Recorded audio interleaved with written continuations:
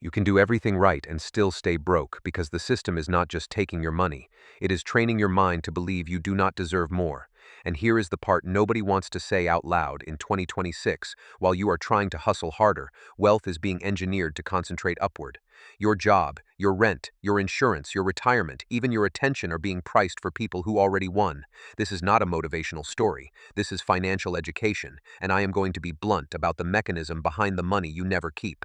Let's talk about the real question you have been avoiding. Why do some people take the same information, follow the same rules, and still walk away rich, while you do the same things and somehow end up with a smaller balance, a bigger stress load, and more debt? Why does the teach yourself advice feel like a joke in your life? Why does the stock market keep rising while your purchasing power keeps shrinking? Why does housing feel like it is permanently out of reach, even when rates stabilize and people tell you it will get better? In this video, I will show you a dark framework that explains why money outcomes are not only about external skills, it is about internal defaults. Not mindset as a cute poster, but internal programming that controls your decisions under pressure. And in 2026, with AI taking over tasks, with the Fed setting the cost of your survival, with insurance markets collapsing in multiple regions, with global debt already past $300 trillion, this internal default is not a luxury topic anymore. It is the difference between adapting and being crushed. Now, before we go deeper, let me anchor this in something real. You have likely seen the pattern. You work, you learn, you budget, you invest cautiously, you try to build a side business, you watch creators sell you the dream of passive income, and then something happens, a layoff, a medical bill, a rent increase, a credit card rate jump, your apartment insurance doubles, a wildfire or a flood changes the risk map and your premiums reset, your retirement account barely recovers after a bad year, and suddenly you are back at square one, telling yourself that you just need more time. Time is the oldest lie in finance. The window is closing, and it is not closing slowly. AI is removing middle-class work faster than the last decade's job market models predicted. In every office, there is a quiet transition from humans to software. In marketing, in customer service, in basic accounting, in entry-level analysis, even in part of software development, the learning to code advice that floated around in 2020 looks naive now. AI writes code, AI drafts reports, AI answers customers, and your entry path gets crowded with people who were also told that education would protect them. Meanwhile, the Fed has been changing interest rates with a kind of mechanical brutality.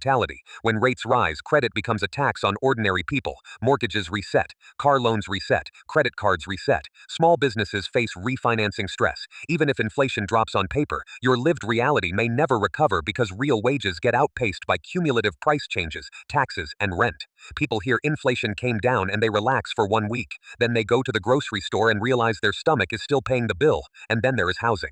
In the United States, the United Kingdom, Canada, Australia, and parts of Western Europe, housing has detached from wages. It is not a temporary mismatch. It is a structural one. Investors buy, interest rate cycles shift, zoning stays rigid, and wages lag behind. If you cannot buy, you rent. If you rent, landlords raise rents. If rents rise faster than your income, the same paycheck feels smaller every year, even without new inflation bursts. A generation can rent forever, which means they can also defer wealth building forever. So yes, external skills matter, you need them. But the dark truth is this: skills do not survive if your internal default cannot tolerate change. Your mind picks comfort over compounding. It chooses survival over growth. And in 2026, survival is becoming expensive. Now let's start with the foundation of the story you already half believe. There is an old idea that the world is split into outward results and inward causes. The outward part is what you see: your job title, your salary, your bank balance, your credit score, the rent on your unit, the price of groceries, your commute time, your ability to take a vacation. The inward part is what you do not see: the emotional rules you follow automatically, the assumptions you were taught as a child, the fears you carry without naming them. If you want a technical translation into modern language, call it conditioning, call it cognitive defaults, call it subconscious reinforcement, call it whatever makes you comfortable. The function is the same. When your internal map stays the same, your behavior stays the same. When behavior stays the same, outcomes stay the same. That is not philosophy, that is feedback. You have probably experienced it with investing. You and someone else buy the same stock at roughly the same time, or at least from the same public information pool. One of you makes money and the other loses money. Was the stock better? Not necessarily. Sometimes the difference is timing, sure, but often it is how each person reacted to volatility. One person panics, sells, and locks in the loss. The other person holds, rebalances, and survives the drawdown. The chart does not care. Your behavior does. Here is where people start rolling their eyes. They say, that is all mental gymnastics. Fine. Then explain why the same person can follow financial advice for months and still ignore it when it matters most. Explain why someone can watch 10 hours of personal finance content and still not increase their income. Explain why people keep learning and keep getting the same result. The external world offers the data. The mind decides what action the data becomes, and here is where the analogy becomes painful. Imagine a teacher projecting a slide in class. The screen shows the picture, but the projector has a source file. If the picture is wrong, you do not fix it by walking up to the screen with a marker. That is the silliest approach imaginable. You fix the source file, because the screen is a reflection. The projector source is the cause. Now apply that to money. Your bank account is the slide. Your job performance, your spending habits, your willingness to negotiate, your response to stress, your ability to delay gratification, your trust in institutions, or your refusal to act. Those are the projector source. If the source is wrong, you can change slides all day. The image will keep correcting itself back to the underlying file. But the point is not to tell you to buy crystals or wear expensive wallets like a parody. The point is that your internal settings are real, and they operate like a control system. In 2026, the control system is being exploited by platforms, by employers, by landlords, by lenders, and by content creators who sell you emotional comfort instead of financial strategy. Here is the pattern interrupt. If you think you are too late, you will act like someone who is too late. You will choose investments that feel safe but cap your upside. You will avoid asking for raises. You will accept roles that underpay because you tell yourself it is better than nothing. You will stay in relationships, jobs, and debt structures that trap you because you cannot emotionally tolerate the discomfort of a reset. And discomfort is exactly what change requires. Now let me tell you something that sounds spiritual but is actually psychological. If you want money to grow, your internal system must believe money is allowed, not in the cliche way, in a real behavioral way. If you were raised to treat money as dirty, greedy, unsafe, or always linked to conflict, your mind will sabotage your relationship with money even when you want it. You will deny opportunities. You will procrastinate on applications. You will overspend right after you save. You will forget to check accounts. You will avoid learning because learning makes you responsible, and responsibility is uncomfortable. If you were raised in scarcity, your mind will default to scarcity logic. It will interpret every risk as a threat. It will interpret every opportunity as a trap. Then you will call that being realistic. But the market does not reward realism. The market rewards survival with flexibility. Now think about the lottery story, because it is one of the cleanest demonstrations of internal defaults. People win big and then lose it all. Everyone loves the narrative that it is greed. Sometimes it is. But more often, the internal control system cannot handle the new income level. The person's spending habits, emotional coping mechanisms, and lifestyle expectations were built for a smaller reality. So when a sudden influx arrives, the person instantly adapts, and that adaptation leaks money away faster than they can build durable assets. You do not have to believe in fortune. You just need to believe in adjustment speed. The internal default is like a thermostat. If your room is set to a certain temperature, the system tries to return it there. If you open a window, if you add people, if the air shifts, the thermostat fights to restore the set point. Money works like that too, not in a mystical way, but in a behavioral systems way. If your set point is I earn $3,000 a month, your decisions under stress will tend to pull you back toward that pattern. Even if you temporarily gain more, the system pressures you to revert. In 2026, that reversion is more dangerous than before because the cost of living has risen in ways that are harder to undo. Your rent is contractual chaos. Your health costs can spike overnight. Your insurance can reset due to climate-driven risk. Your transportation costs vary with fuel prices and vehicle financing. The thermostat has to work harder, and if your internal defaults are rigid, you bleed out. Pattern interrupt number 2. You know what the cruelest part is? You were told to become financially responsible, and you did. You avoided reckless debt. You saved a little. You learned basics, and then a crisis happened, and your responsibility got you punished. Because the people who benefited were often not irresponsible, they were strategically positioned. While you were trying to stabilize your life, the top 1% was refinancing, borrowing against appreciating assets, moving income streams, and using tax structures that ordinary households cannot access. Their risk is different. Their safety is engineered. They are not just better at math, they have a different starting environment, and their internal system matches their environment. They are allowed to think in longer time horizons because they have wealth buffers. You do not need a conspiracy to explain this. You need the mismatch between what your internal model expects and what the external world actually rewards. Now let's widen the frame. In 2026, the world is not merely unequal, it is increasingly concentrated in wealth. When wealth concentration accelerates, it changes politics, pricing, and opportunity. The same infrastructure that makes it easier for wealthy people to generate returns also makes it harder for you to catch up.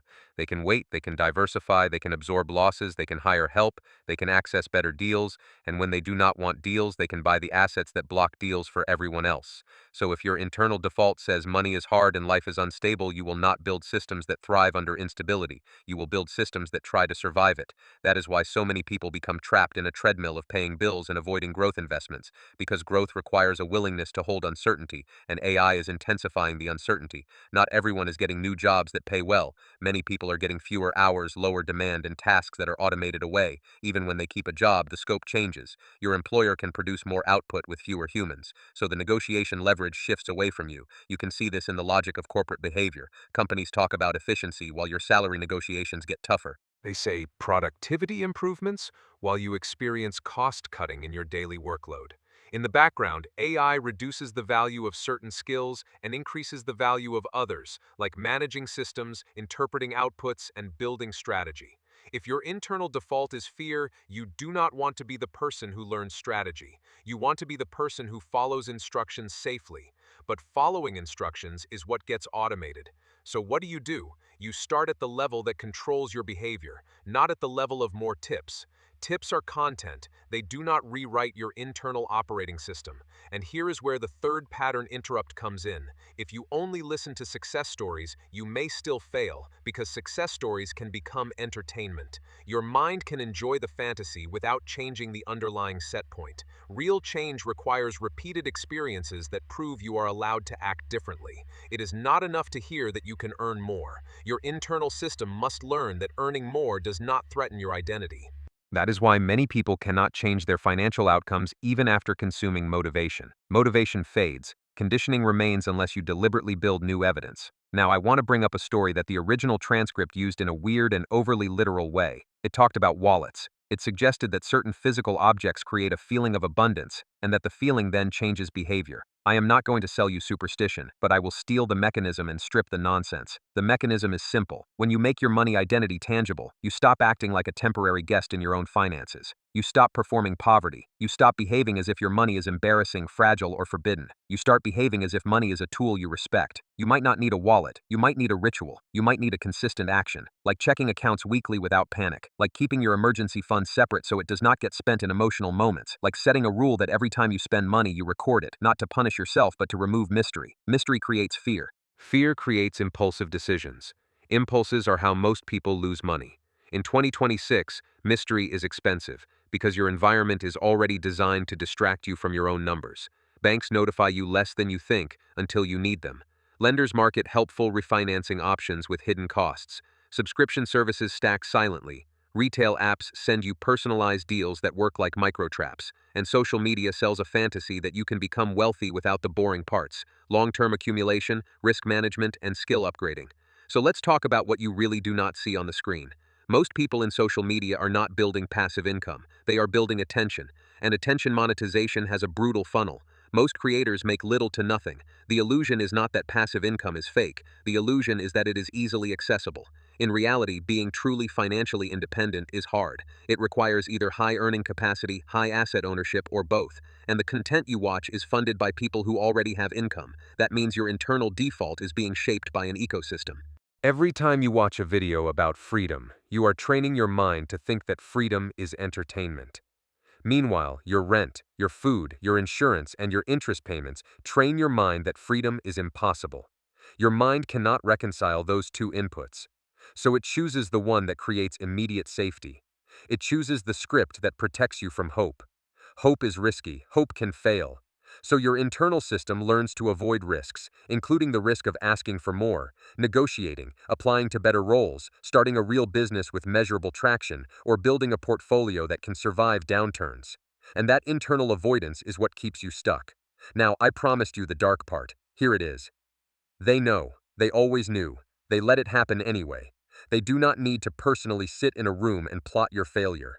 They only need to maintain a structure where your constraints are persistent. Housing is constrained. Access to capital is unequal.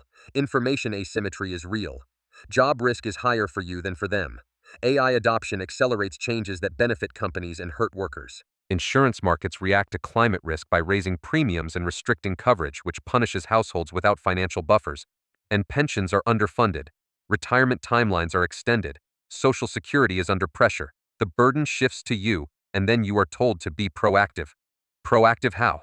With what margin? Global debt is also a silent actor. When debt levels are high, central banks respond with rate changes that ripple through everything. Even if inflation stabilizes, debt service costs and refinancing dynamics can keep financial conditions tight for years. That means your leverage costs stay high. Your savings yield may not be enough to offset price creep. Your real purchasing power may still be falling. Now you are not just fighting your own internal defaults, you are fighting structural headwinds with a smaller margin for error. So how do you change something that feels spiritual but behaves like engineering? You change the internal inputs that shape your set point. You do not do it by repeating affirmations like a magic spell. You do it by building new evidence through actions that your nervous system can trust. Evidence beats belief. Start with a truth most people avoid. Your money identity formed in childhood. If you grew up hearing that money is dangerous, that rich people are evil, that you must be humble and not stand out, that saving is suffering and spending is all anyone can do, then your internal system is biased. If you grew up watching debt ruin adults, then your brain treats debt as a threat and also treats borrowing opportunities as poison. Sometimes that means you avoid risk that could actually improve your situation. Other times it means you get pulled into predatory debt when emergencies hit. And emergencies hit. That is not pessimism, that is probability. Imagine a nurse in her early 30s named David. He did everything that is considered responsible. He got a degree, he took a stable job, he avoided lifestyle inflation. He built a small emergency fund, then a health scare hits, not his fault. A deductible, a copay, a prescription plan change, a couple of months of missed overtime. He returns to work, but his savings are gone. Now his internal system reacts with panic. If his set point is, I am not the type of person who has enough, he will chase quick income. He will accept a worse schedule. He will take a high-interest loan. He will sell investments at the worst time to patch the gap, and he will tell himself he is just doing what he must do. He is not lazy. He is reacting to internal programming under stress. Now remember that nurse. We will come back to him later, because his story does not end where he thinks it ends. But first, another cliffhanger into a darker understanding. In 2026, the internal set point is being targeted by marketing. Platforms know that people under stress are more likely to click, to buy, and to gamble emotionally. They sell you shortcuts that are really distraction. They sell you crypto freedom while institutional players consolidate. They sell you passive income while you are still one layoff away from bankruptcy. They sell you AI will create jobs while your entry path is shrinking. And when your mind is trained to believe that scarcity is permanent, every new offer feels like danger. So you either reject opportunities too early or you accept the wrong opportunities out of desperation. Either way, you lose. Now let's talk about the crypto part, because people still need to hear this in 2026. Crypto promised decentralization. It promised freedom from banks. It promised a new wealth path outside the old system. And then regulation arrived, institutional capital arrived, and the market structure changed. In multiple cycles, large players gained dominance. Retail investors often became liquidity providers without understanding they were the exit liquidity. In 2026, banks and large financial institutions are not pretending they are scared of crypto anymore. They are learning how to hold exposure, manage compliance, and monetize volatility. Meanwhile, retail often lacks bargaining power and gets trapped by fees, spreads, and illiquid products. So if your internal set point is, I need quick wins, crypto becomes an emotional casino rather than an investment strategy. If your internal set point is, I am not worthy of real wealth, you will treat every bounce as luck rather than evidence. Then you will chase the next spike, ignoring risk management. This is how retail turns volatility into permanent loss. Again, the stock market and crypto market do not hate you, your internal habits do. Now, I am going to connect this to AI and jobs again, because it is not optional. If AI reduces employment opportunities and compresses wages, you need either a higher earning role or a higher asset yield. Many people refuse to do either because it feels like identity betrayal. It feels like you are admitting you have been wrong about your future, so you delay. And delay is a hidden cost. Here is a hard example. In many Western job markets, employers have started using AI-assisted screening and automation in recruiting workflows. If you apply, you might get filtered faster. If you get an interview, you might be competing with candidates who learned how to work with AI tools to generate outputs faster. The bar shifts. If your internal default is "I am behind," you might underprepare because underpreparing protects your ego from the pain of failure. That is a psychological defense, and then you fail again, so you stay in the loop. Now we are at the fourth and darkest understanding, and it ends with a question that hurts.